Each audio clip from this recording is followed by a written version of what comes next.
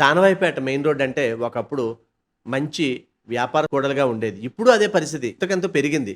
కానీ ప్రజలకి హైదరాబాద్‌లో ఉన్న ట్రాఫిక్ ఏ విధంగా అయితే కష్టపడాల్సి వస్తుందో ఇక్కడ అదే పరిస్థితి ఎదుర్కొంటున్నామంటున్నారు ప్రజలు. ఒక్కసారి చూడండి రోడ్డు మీదే పార్కింగ్. ఈ షాపింగ్ మాల్స్ ఎక్కువయ్యే కొద్దీ ఇక్కడ పరిస్థితి రోజు రోజుకి దినదినగండం నూరేళ్ల ఆయుష్ అన్నట్టుగా ప్రజల పరిస్థితి తయారవుతుంది.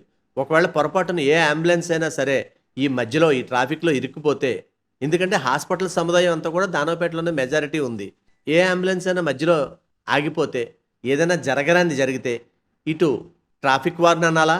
లేకపోతే టౌన్ ప్లానింగ్ వారిని అంటే పార్కింగ్ సైట్ లేకుండా పర్మిషన్ ఇచ్చేందుకు టౌన్ ప్లానింగ్ వారిని అనాలా? లేకపోతే మరి ఎవరిని అనాలి? తెలియడం లేదు.